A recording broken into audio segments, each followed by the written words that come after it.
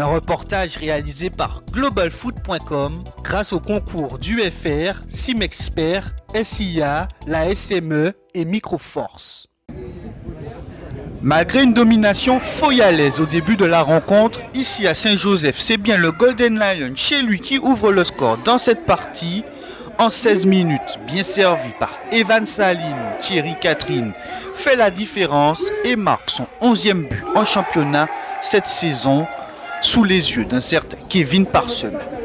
Après cette réalisation, le club colonial aggrave sa domination et se procure plusieurs occasions pour scorer, à l'image de cette première action à la 22e minute,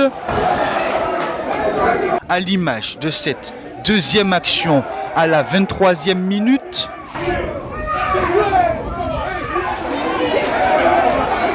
à l'image de cette frappe de Tuller Ursulé effectuée à la 28e minute et à l'image de cette quatrième tentative consécutive à la 34e minute, ce tir d'Andy Marny bien repoussé par Gilles Mélian. En deuxième mi-temps, le club colonial repart sur les mêmes bases qu'en première période à la 57e minute. Andy Marny trouve la barre malgré de belles phases de jeu. À 11 contre 10, suite à l'expulsion d'Alex de Persin, le Golden Lion n'a plus le sang-froid nécessaire pour plier la partie. Pour le club colonial, la solution vient du banc. 84e minute, bien servi par Andy Marny, le rentrant Alessandro Laetitia égalise. Les Foyalais obtiennent donc les 2 points du match nul avec peut-être un goût de victoire.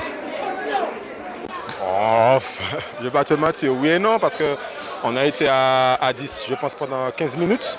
Donc on va dire oui dans ce sens-là, mais au vu de la deuxième mi-temps, franchement, elle a un goût amer parce qu'on a maîtrisé la deuxième mi-temps, on avait les occasions et on n'a pas su concrétiser. Donc, mais on peut quand même le match nul, nous sommes à l'extérieur, donc on peut le match nul.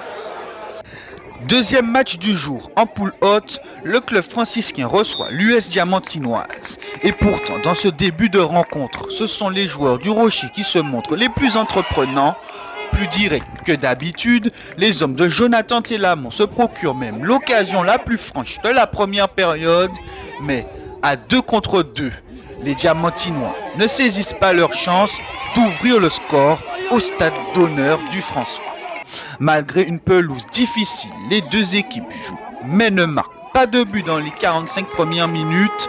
Les supporters attendent avec impatience la seconde période.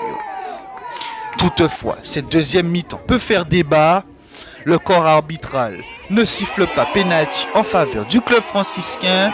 Le corps arbitral ne siffle pas pénalty en faveur de l'US Diamantinoise. Le match se tend et la lucidité commence à s'en aller à la 85e minute. Attention, danger. Le club franciscain trouve la clé.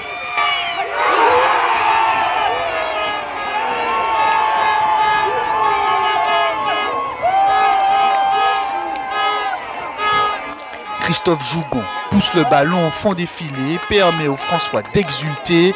89e minute, les hommes de Patrick Cavlan, plus en confiance, en profitent pour aggraver le score grâce à Kylian Poloma, l'un des entrants de la deuxième mi-temps. 3 minutes de jouer dans le temps additionnel, coup de grâce, Kylian Poloma plie la rencontre.